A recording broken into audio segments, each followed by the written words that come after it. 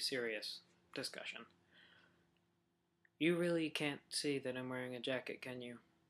It pretty much just looks like I have a lumpy shirt. Well, I'd like to ask the audience if it's okay if I take off my jacket. I know it's a bit intimate, but I think we'll be able to manage. There we go, that's better. Okay. Nick's last video perfectly summarized my feelings. The thing about gay marriage is that it's exactly like normal marriage.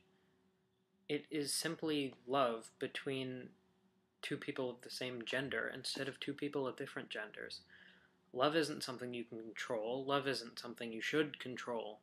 It's a natural thing, and for some reason we're not accepting of it and we dismiss it. We even use the words for it as insults.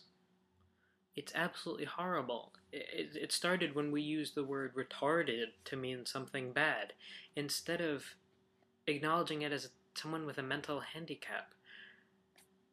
It's horrible that we're using that word as some sort of insult, like it's a bad thing. But when I hear people say, ooh, oh, that's so gay, you know, just like what Nick said, it's absolutely horrible, because it's not a bad thing. It's just a word that people have somehow applied to being an insult or a negative term. If we look in Webster's Pocket Dictionary, or Thesaurus, either one, it says love, to passionately devote or adore, to be in love with, care for, have affection for, dote on, glorify, idolize, prize, be fascinated with, hold high, think the world of, treasure, prefer, yearn for, to be fond of. There's a million other ones. Nowhere in there does it say straight. Nowhere in there does it say man and woman. Love is not something that can be controlled.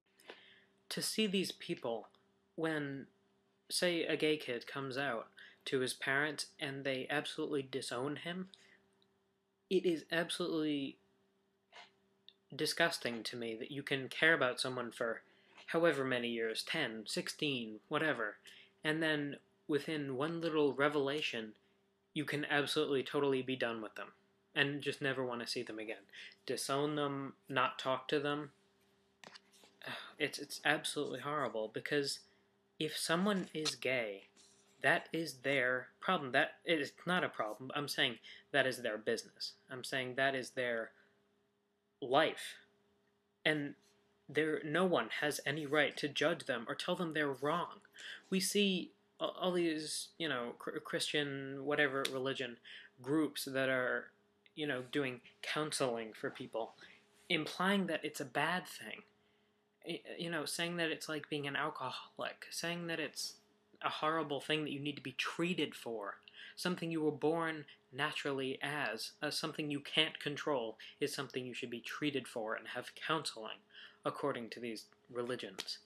Because for some reason they think they have the power to tell people that it's not okay to love whoever they want, that it's not okay to feel the way they are.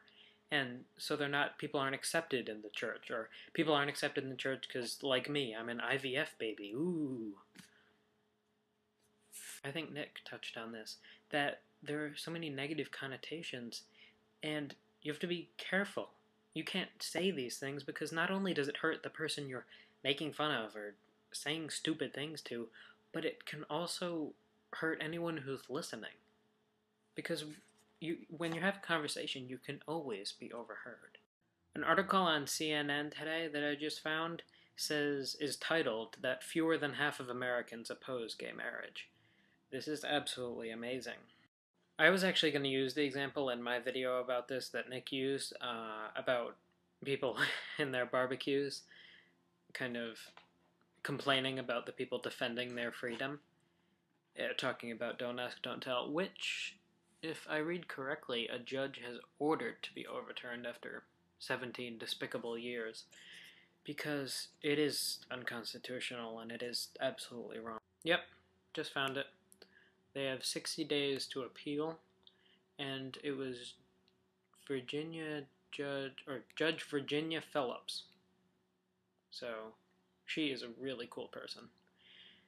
It says the decision was cheered by gay rights organizations that credited her with accomplishing what President Barack Obama in Washington politics could not. This is just one of many examples of campaign promises gone nowhere.